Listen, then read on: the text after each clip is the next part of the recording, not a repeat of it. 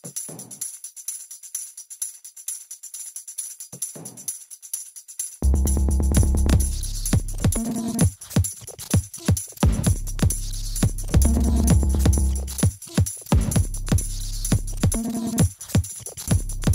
state's largest indoor climbing gym and fitness facility is hosting a grand opening celebration for its newest location.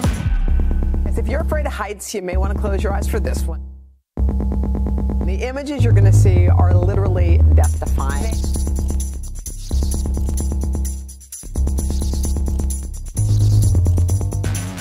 We actually didn't know anything.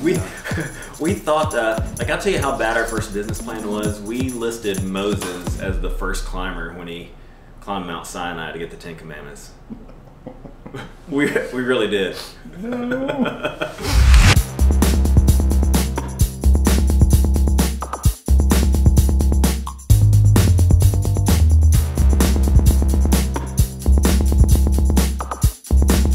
So I remember doing this demographic study, and the outcome was Nashville had 28,000 potential customers. And looking back, all of our assumptions were wrong. We couldn't have been farther from the truth. We were just making it all up as we went.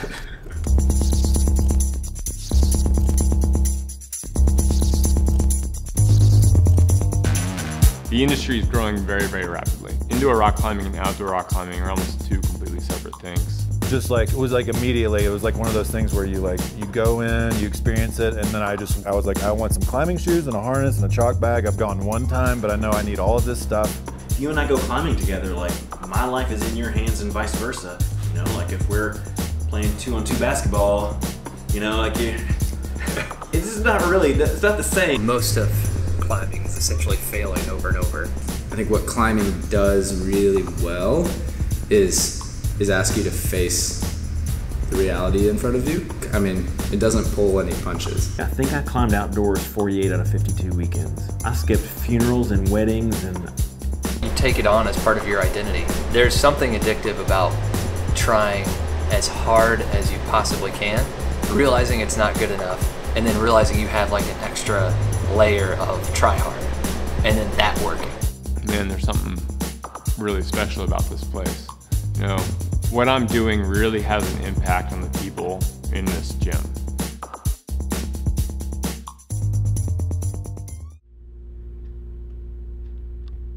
What do you know off the top of your head what the wall square footage in Nashville versus Murfreesboro is?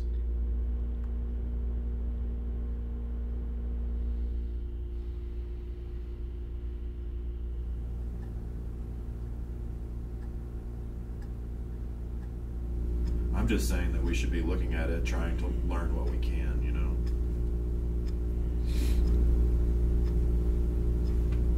It's sort of interesting too, because we're taking a location that has 15 years of development, taking the way we do things there and then applying it to brand new locations. You know, I think that we might, after observing these 2 new units, we might find that it doesn't make sense to do that, you know. So when I moved back from Boston in like the end of '03 or something like that, like it was totally not on my radar at all to do like an indoor climbing gym thing. The corporate office I was working out of was in Brentwood. The climbing gym that I had first, it was called Classic Rock at the time, where I had first experienced it, was only like 10 minutes from my office. So I'd do my engineering gig all day, and then I'd get off work and I'd drive, 10 minutes to Cool Springs and I'd go climb. And then our offices got moved down to West End,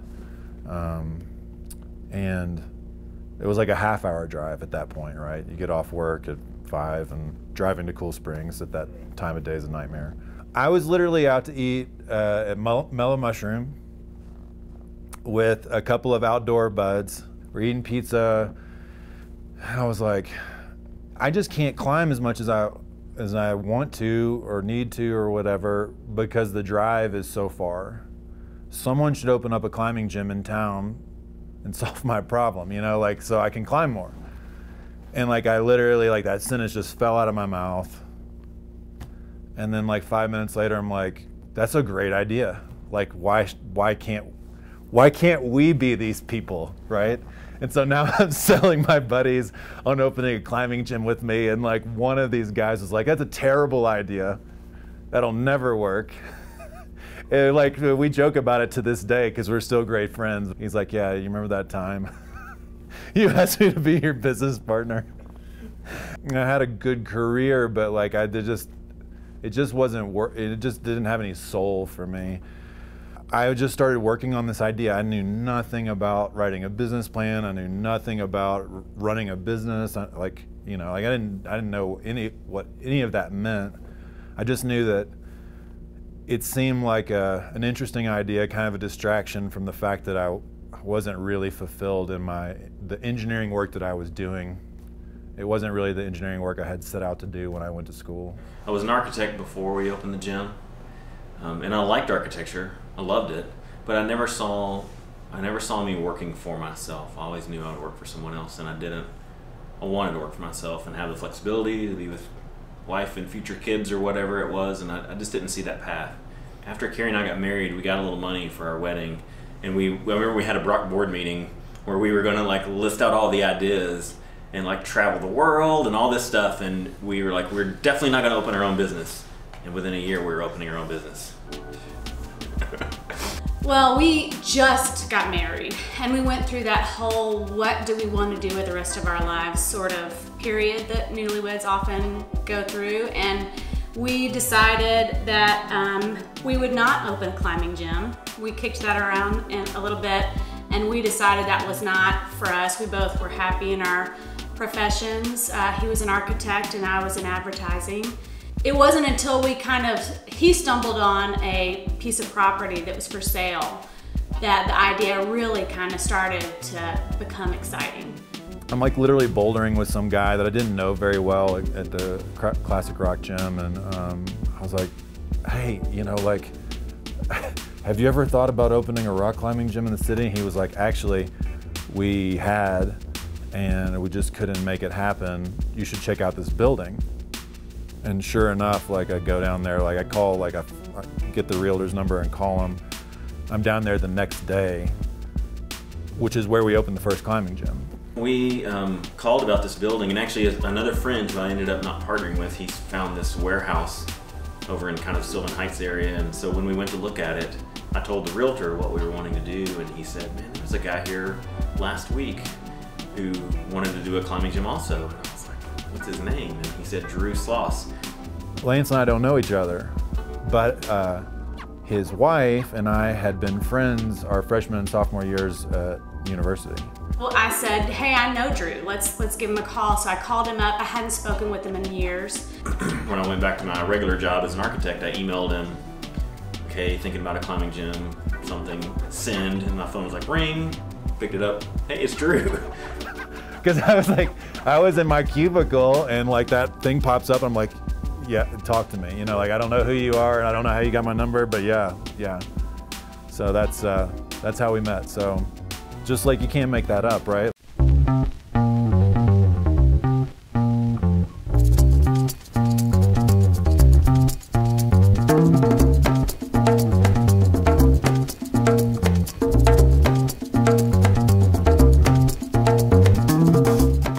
We met that's around February of '03, and by March of '04 we had 2 gyms.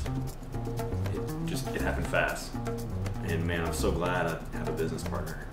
It would not have happened without him. We'd work our day jobs and then go work construction half the night.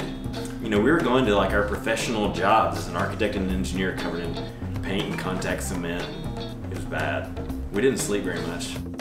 I pooped in my pants twice during this time. You want me to tell you about it? I became like, I don't know how you would say this, like intentionally homeless. I started living in my car, and then I lived in the back of the climbing gym and that we bought for like 6 months. It was like me, 2 dogs. I would go eat at Wendy's dollar menu. Like my diet was horrible. I was like just eating like whatever the dollar menu stuff was, right? Like 2 hamburgers and a thing of fries and a Coke.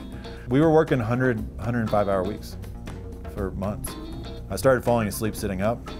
So I called home and I said, hey, you know, they knew I was kind of working on this thing. I said, like, we got it to this point, the bank's approved our loan, but I need 10% and I just don't have it. You know, I'm willing to do all these things, but can I borrow some money? And my parents wrote me a check. Some years later, I found out, and my father had gotten laid off right around the time where they loaned me this money, a little bit before, and they wouldn't have had it either, but it was his severance package. And so I found out like 5 years after we had been in business and whatever that my dad had loaned me a severance package. Okay, new gym flooring test 1. This is like the old days. Oh man, this is a terror. Helmet? I'm just gonna spot you and make sure you don't. 3, I'm gonna make sure you don't 2, come this way after you land. 1. Don't move towards me though. It's Okay. freaking me out.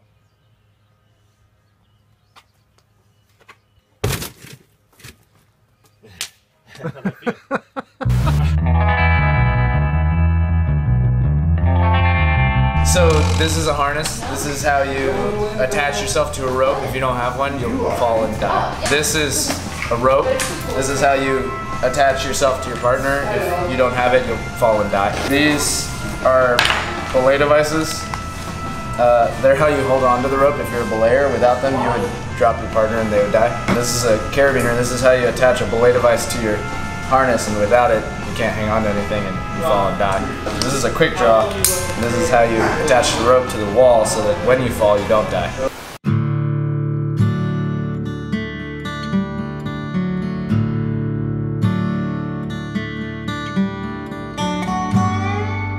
It's not a competition against other people, which I don't like that. I love that it's a competition against myself, and I can always push myself, I can always learn more, and I can motivate myself, I can train by myself, I can do this by myself, which I really like. And then I can also do that with other people as well. I can train with other people, I can climb with other people. Indoor rock climbing started as a training tool for outdoor rock climbing. Now you have individuals in the climbing gym who may never go outside. They get introduced to rock climbing at a young or an old age, and it's what they love. They come in to hang out with their friends, to socialize, to feel good about themselves, to get healthy and fit, or to get scared, you know, depending on how they approach it and what kind of climbing they're doing. I started climbing, oh gosh, in 2007 when I was in high school, and that just completely changed the trajectory for me. Climbing has this really interesting and multifaceted space to it. You're not competing against another person. The only thing is your engagement. The only thing that is happening is the quality of your effort, right? People talk about the meditative quality of climbing, and I agree. There's this interesting thing that happens, right? People encounter that fear, that resistance, and they get into this all or nothing thinking. Climbing brings that up over and over and over again. It shows you how you're goal motivated, right? Achievement oriented instead of being process oriented, right? So oh, you're scared of not getting there, so you're not even gonna try, right? Or you're scared of not getting there, but you really, really want it, so you're just sprinting full bore, not paying attention to what you're doing at all, just focused on the end result, right? And climbing, because it gets you there over and over again and asks you to face that, climbing is a perfect opportunity to step back and recognize, oh, the way that I'm engaging, the process of engaging is what matters. I love that it pushes you physically, emotionally, mentally. I love the challenge of that, and I love training hard, having a project, sending that project, and feeling okay, I worked for this, I got it. Get all the beta down, and then chalk up. I have my little routine that I do every time, whether that's conscious or unconsciously. Get the beta down, and then go up and execute the beta.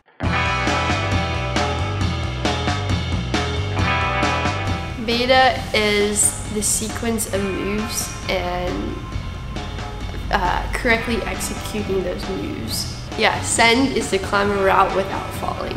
ONSITE is to not know anything about the route and be able to do it first try without watching anybody climb, without hearing beta from other people. Flash is to know beta about the route but never climbed it before, and then to be able to climb it first try. A GUMBY is somebody, I don't really like the term GUMBY. CHUFFER is somebody who loves showing off and is very,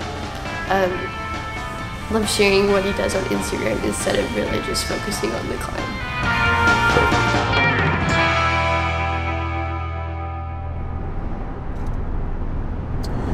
So I try to run down here on Mondays and Fridays, but it's not very often that I get to go both days. So some weeks, but I guess this week I'm going Monday and Friday, but yeah, not normally. I also sleep in the back a fair bit. Sleep back here? Yeah, I crawl over in the back, not while the truck's still moving, of course. Dude, seriously, sometimes you'll find a sleeping bag in the back, and I'll just keep it back there so even when it's cold I can take a little snooze. That's some old school behavior. It's the climber dirt bag still, I guess.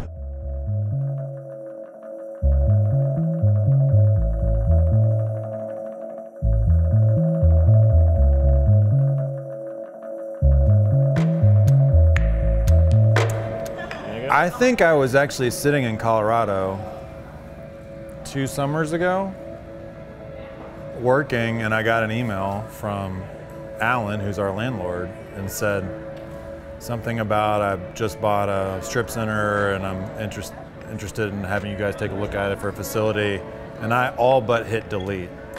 Instead I typed this email. I was like, if you want to check it out, go, you know, and send it to Lance or something like that.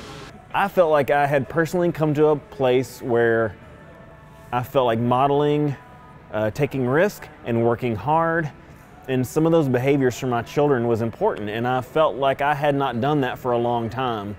Even before we opened this gym, there was a ton of pushing and pulling and like data digesting, and then, you know, straight up like, I don't know, arguing.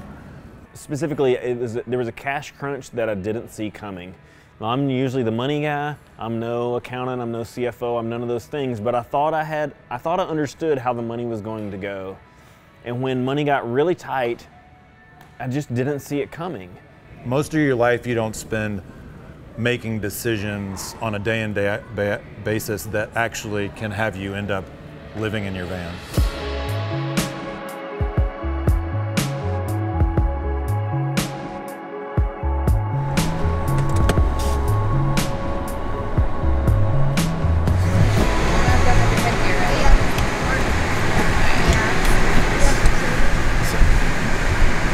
Buckle?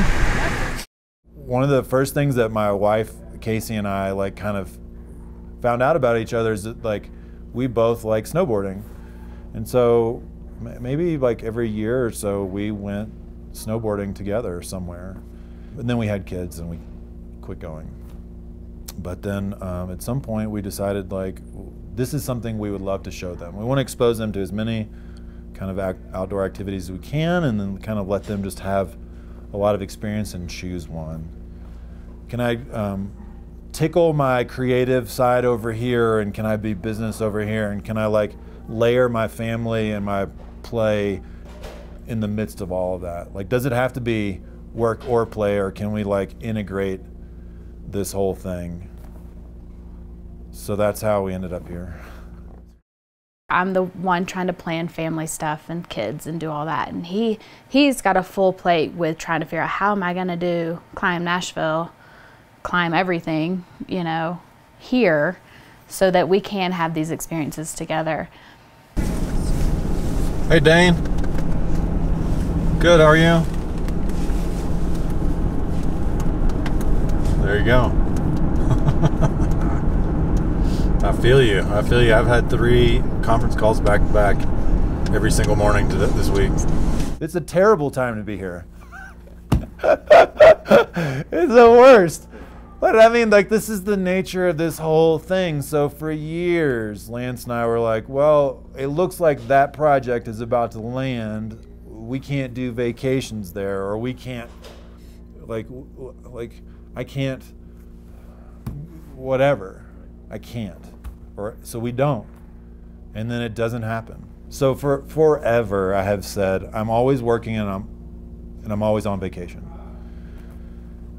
Like that seems to be the nature of the entrepreneur. Like I'm literally at the beach and I'm sending emails, or I have the luxury of working from home, but I'm sending email. You know what I mean? Like I'm always on call. I came to the realization, like, I cannot continue building my life around my work. Like, I just have to try to blend them as much as I can, and then just accept whatever those consequences are. The amount of time, family time it's given us, adventure time, we're all doing new things. We're doing them together. But we're having to live life smaller, simpler, figure things out together, which is tough at times, but it's also amazing.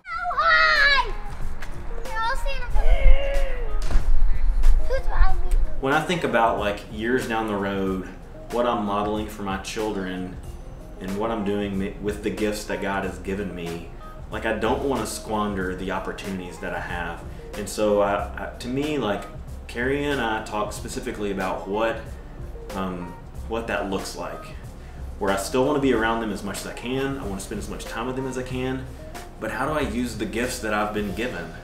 And I think we've got this opportunity. And when I sit down and just think, we're in an industry that's still pretty new. There's not like huge national players. They're evolving and growing and stuff, but generally speaking, it's a pretty new industry. That's pretty exciting. And how many people can say like they were involved at the beginning of something that was growing, and I hope will become something a lot more, you know, as climbing gets in the Olympics, and you know, the vision, I keep seeing the vision for a gym expand beyond what I can comprehend. And I keep hiring employees who have a vision beyond what I can comprehend. And I'm constantly like amazed and excited to see what this industry can become. I told Lance when we started like eyeing real expansion again, you know, I don't know that I can be a lot more happy than I am right now, but I know I can be a lot more unhappy. And so there was like, I think it was like November or December, where I was like, hey, you remember that whole thing I said about being a lot more unhappy? Well, here we are. That's today. I mean, it was stressful. It was not fun. Like 2 gyms, you know, in a 6-month period was a lot. There's one day that I was ready to ghost on everybody and just like, not my family, but the business, be like, they don't ever need to talk to me again. So then you have to go, well, why am I continuing to do this? Like, you know, I really believe in what we're doing. Like sometimes it's hard to like, I'm like, am I selling that? Am I selling that to myself? I see what climbing's and the indoor climbing industry is meant in my life. Like I'm watching it play out in my family's life. I'm watching it play out in our community and our customers. And it's hard not to believe that that is not worth sharing, you know? Community is like our starting point, you know? Like community is almost our commodity, and we build that around climbing. At the climb gyms, it's not just about cranking people through the door. It's about how they feel when they're in there. And it's about changing their lives. And part of our mission statement and our motto is climbing is transformative. And for a long time, I was like, sweet catchphrase, like, that sounds cool, like, I don't get it. But recently, I was having dinner with a friend who was a climb member for 11 straight unbroken years. And he was reciting those words back to me, and I'm pretty sure he did not know our slogan or our mission statement at all. And it had completely changed his life. And I'm confident that his life was changed by climb facilities because of the community and everybody in there that makes climb run, not by climbing 40 feet up a wall.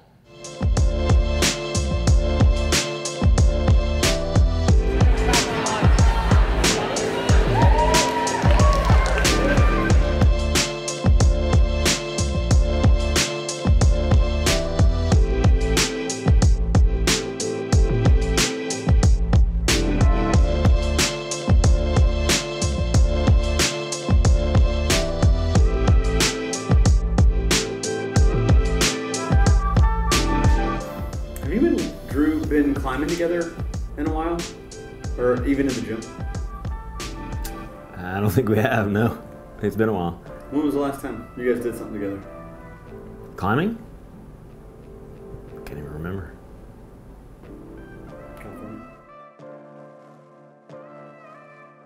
Yeah, it's been, I don't even know when the last time was. Okay, yeah. Yeah. See how it goes.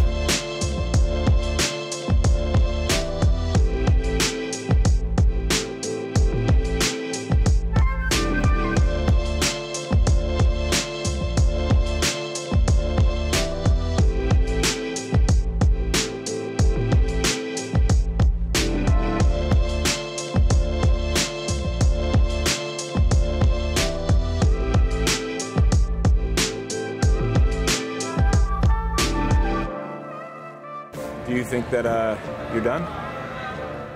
I don't think so.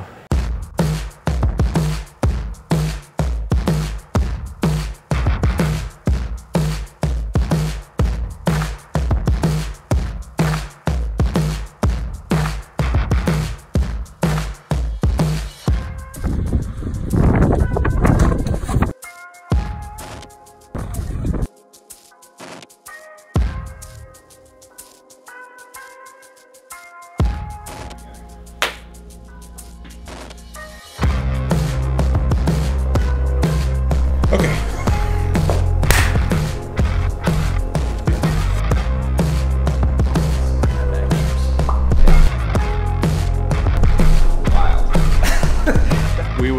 We were trying to send this boulder problem called the vagina. And we were trying to send the vagina, and you grab this crimp and you grab a heel hook, and then you move into an undercling before you do this big move, and you get all morpho on this edge up and right before you dyno to the sloper, and you gotta mantle it out to get to the top. It feels a little manky outside, and the holes feel a little swarmy and greasy.